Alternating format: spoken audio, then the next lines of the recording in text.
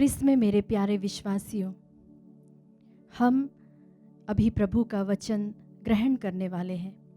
अपनी आँखों को कुछ क्षण के लिए बंद करें और पवित्र आत्मा का आह्वान करें।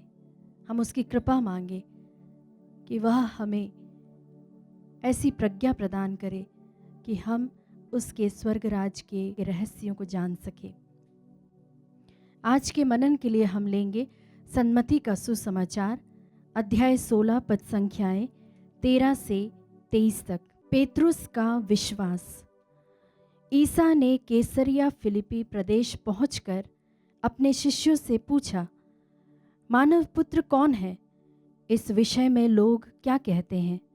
उन्होंने उत्तर दिया, कुछ लोग कहते हैं यूहन्ना बपतिस्ता, कुछ कहते हैं एलियस और कुछ लोग कहते हैं यिर्मयाह अथवा नबियों में से कोई।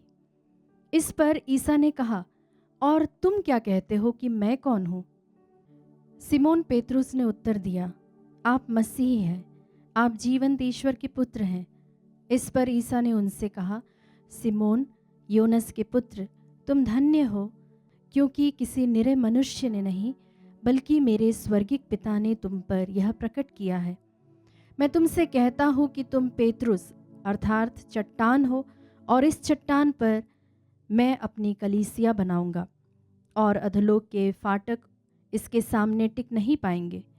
मैं तुम्हें स्वर्ग राज्य की कुंजियां प्रदान करूंगा। तुम पृथ्वी पर जिसका निषेध करोगे, स्वर्ग में भी इसका निषेध रहेगा, और पृथ्वी पर जिसकी अनुमति दोगे, स्वर्ग में भी उसकी अनुमति रहेगी। इसके बाद ईसा ने अपने शिष्यों को कड़ी चेतावनी दी कि तुम लोग किसी को भी यह नहीं बताओगे कि मैं मसीह हूँ।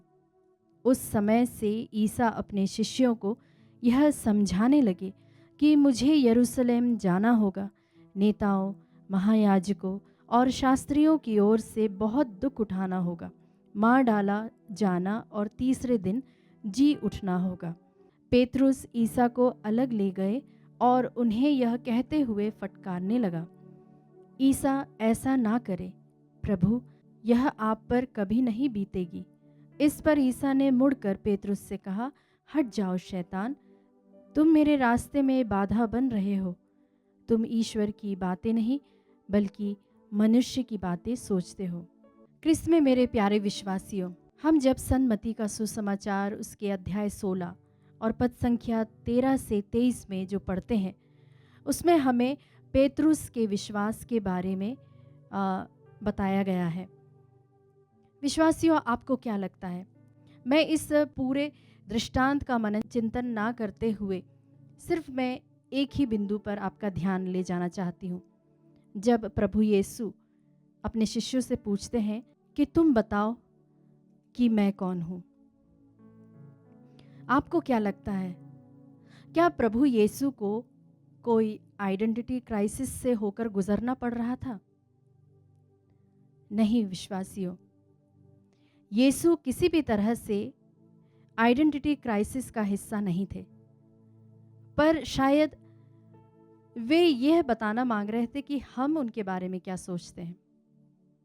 आप मान लीजिए आपके परिवार में आप जिनके साथ रहते हैं, उठते बैठते हैं, खाते पीते हैं, अपने जीवन को शेयर करते हैं, अगर कोई बाहर से कोई व्यक्ति आता है और वह आप में से किसी के बारे में पूछता है, तो वह उन्हीं से पूछेगा जो उस व्यक्ति के बहुत करीब है, ताकि उस व्यक्ति के बारे में व्यक्तिगत रूप से जाना जाए। और यह पहचान होना तभी संभव है जब हमें व्यक्तिगत रूप से उस व्यक्ति के साथ अगर हम मिले हैं, उस व्यक्ति को हम तभी जान पाएंगे।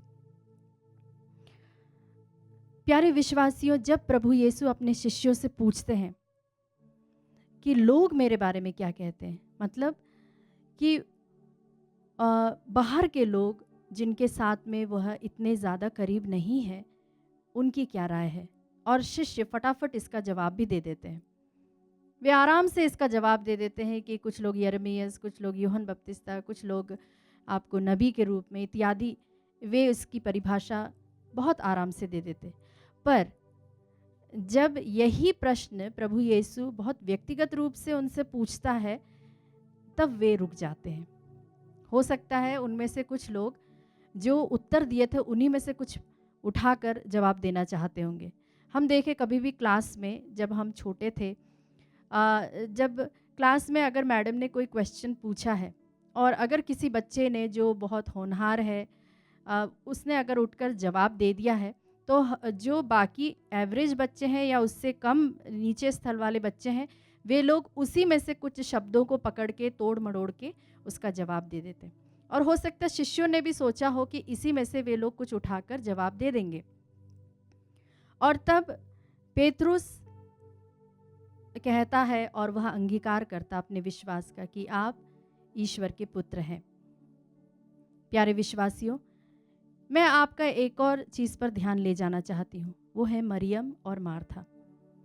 जब पुराने ज़माने में ना टेलीफोन ना फ़ोन, ये सब चीज़ों की सुविधाएं नहीं थी, और प्रभु यीशु यूं ही चलते चलते किसी भी घर में आ जाते थे, और उनकी फेवरेट जगह जो थी, जिनके वे करीब थे, वे थे मरियम और मार्था का घर। जब वे वहाँ जाते हैं, आप देखिए दोनों का दृष्टिकोण आप देख सकते हैं। मरियम जहाँ पर जब प्रभु यीशु आते हैं तो वह उनके पास बैठना पसंद करती है, उनके साथ शेयरिंग करना, चिट चैट करना, अपने जीवन की जो भी उनके साथ में शेयरिंग करना, और प्रभु जो उनको बता रहे हैं उसको सुनना, वो उसमें ज़्यादा इंटरेस्टेड थी। लेकिन जहाँ तक मार्था थी, वो ज़्यादा इसी चीज़ पे ध्यान दे रही थी कि अरे इतने बड़े व्यक्ति आए हैं, घर पे मेहमान आए हैं, तो उनका किस तरीके से आदर सत्कार किया जाए, उनको किस तरीके से खिलाया पिलाया जाए, और उन सब चीज़ों को वो ध्यान में रख रही थी।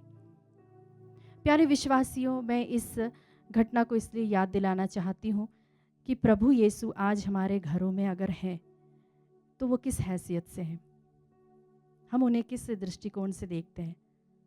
क्या हम उन्हें सिर्फ इसी के लिए देखते हैं कि हम प्रभु के पास जाएं, प्रार्थना करें, हमें कुछ वह मिल जाए, इस तरीके से देखते हैं कि हम अपने लाइफ को शेयर करते हैं उनके साथ?